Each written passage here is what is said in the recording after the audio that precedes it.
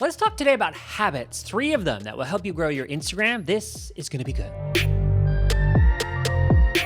I'm Pallen, a brand strategist. Welcome to my channel where I promise practical advice to build your brand. Today, I want to outline 3 essential habits for Instagram growth. This takes some commitment. It's going to be a little bit like going to the gym, but for Instagram. These 3 habits position you for success and growth on the platform, but they're things that you can't just try once and expect results. You need to actually integrate these as part of your routine. So let's jump right into it, starting with the first habit. Research. Yes, research. And I'm going to show you this from the desktop. It's a little bit easier. Fills the screen nicer if you're on YouTube. So I've navigated to the Explore page.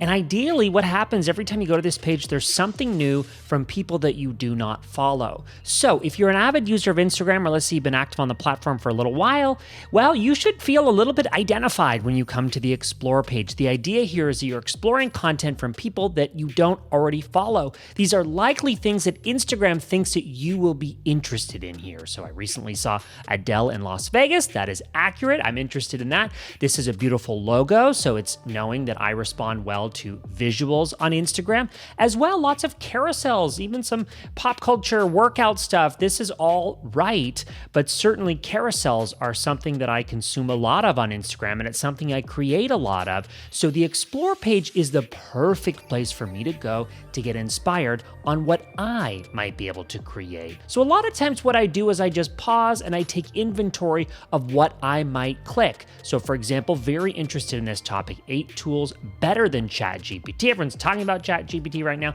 I actually agree there are some tools that are even better for specialized tasks. So let's say I wanted to save this. I could go ahead and click the save icon. I also can organize my saves in a more specific way, which I would highly recommend doing. So for example, I will actually save things that are on brand if visually they match my style so that I have a reference. Content. This folder, I'll go ahead and click View Collection. This folder is literally posts that I've seen made by other people that give me ideas on things that I should probably create. I'm not gonna copy anyone's posts here, but I can be strongly inspired by what others are doing well and put my own spin on it. I absolutely love this post. This is absolutely something that I would post about and it would probably do quite well. Some of these I purely like the design. I absolutely love the design of this timeline. I think it's really cool. Iconography here is a lot of fun. So these are things that I see industry, brand related, and sometimes not brand related that give me inspiration. So that covers the Explore page and your saved posts. Last comment on saving your posts. Ideally, things don't just get organized or put in here and then go to die. Ideally, you use this. This should be something that you go and visit frequently, okay? If it's saved with purpose, fantastic, leave it in here. But if it served its purpose, then get it out of here so that this doesn't become an overwhelming place that you avoid coming to. This should be a place that you come and feel inspired and ideally can take action on. The final place I'll go for what I'm calling research is Pinterest, okay? So from here, I can do a search within pins that I've already pinned, which might be relevant. In this case, I'm gonna filter by all pins. So I could start with something related to my brand right here. Personal branding is what I'm gonna search.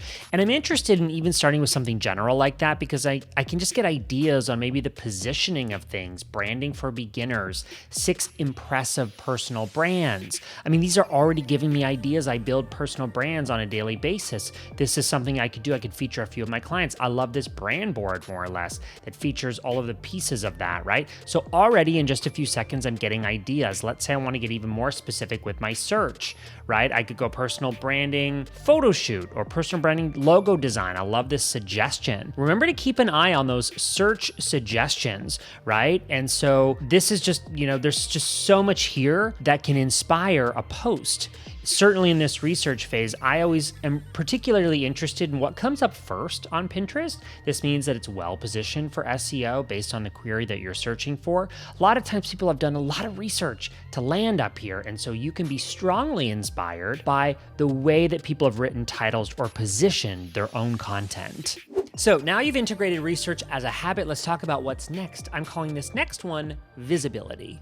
Hopping over to my phone for this one as we talk about visibility, maybe the easiest way to show you this is to pull up this menu that appears when I click that plus sign on Instagram up in the right-hand side. It actually shows me all the ways that I can create content on Instagram. Let's stay here for a second. I'm sure you're familiar with some of these, but you may not even remember, maybe you're familiar, but you may not remember that you can actively create on various verticals of Instagram. Reels, I talk a lot about on this channel, right? So if we were to select a reel, you can make one right here. What that's gonna do is it's gonna create a video that at this stage has the highest visibility or discovery on Instagram. So a lot of creators are creating Reels videos in that kind of format using trending audio. Not gonna go into detail in this video because we've talked about it before, and you can check out some of my other videos on this. A post obviously can be a single image. Those can do very well if it's a diagram or something that is valuable for people. They might want to save it, or maybe you use a visual as an opportunity to tell a story. As well, a post can be a carousel, right? This could be multi-images or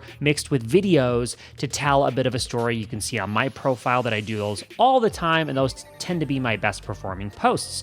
You've got stories that help you stay on your audience's radar. You've got story highlights, stories that you want to save after they expire after 24 hours. You want other people to be able to see them. I recommend, opportunities to tell your audience who you are, stories that you post that do particularly well when people go, oh, I want to be able to see this later. That might make a good story highlight. Live, let's talk about that. Path of least resistance, the ability to hop on here solo or with a friend, let's say, someone that you want to interview just like you would with a podcast. Live is a great way to schedule a time to create content that you can repurpose very easily in the future. You can chop up a live, you can, to make reels or short form content, you can save or archive your live and make it visible from the main feed. There's so much you can do here.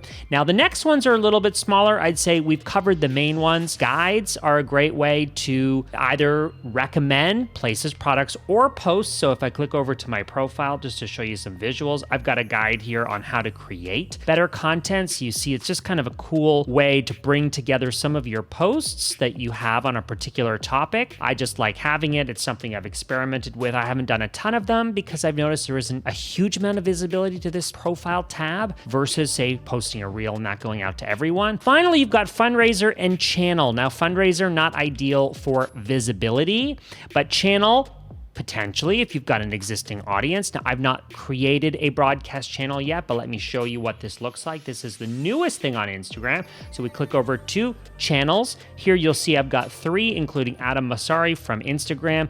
He has the ability to share posts that people can react to, but they can't actually type a response to. That's how channels work. They are one way, but they almost simulate this kind of DM dynamic, although we can't send a message back when we're in the channel. All we can do is react to a post. So visibility, focus on the main pillars of Instagram, but you might want to experiment with each one of them, not only to see what your audience responds to, but also take inventory of how you like creating content on the platform. To round off our habits discussion, and arguably the most important one of the 3, we are tackling what every Instagram growth expert says is key to their own personal growth on the platform. That, my friends, is engagement.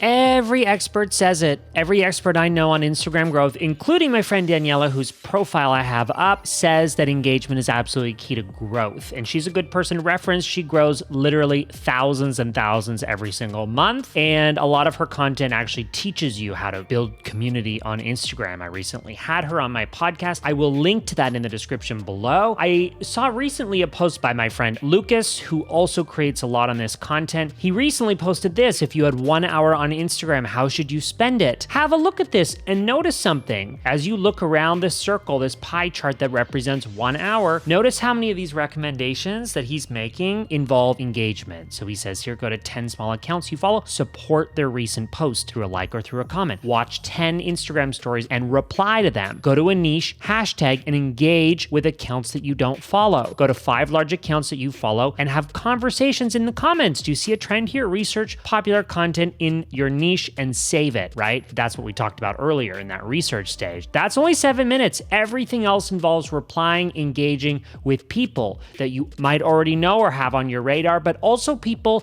that you don't have on your radar that you can discover. That it's a whole purpose of of Instagram. It's the purpose of social media. It's about being social, right? Numbers are not just gonna come from creating good content. It's also about striking up those conversations, and it needs to be a part of your routine.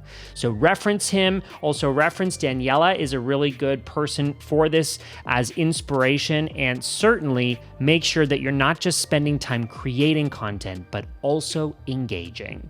So those are the habits that you need to grow on Instagram. I'd love to hear your thoughts in the comments. Let's keep the conversation going on down there. Respond to those personally. If you enjoyed this video, give it a like. That helps other people discover these videos, which we work hard to create for you. And subscribe for more of my videos on branding, positioning, building, and promoting your brand. Next time, sharing a few videos that I think you'll be interested in. I'm Pallen. Thanks for watching. Those are coming up next.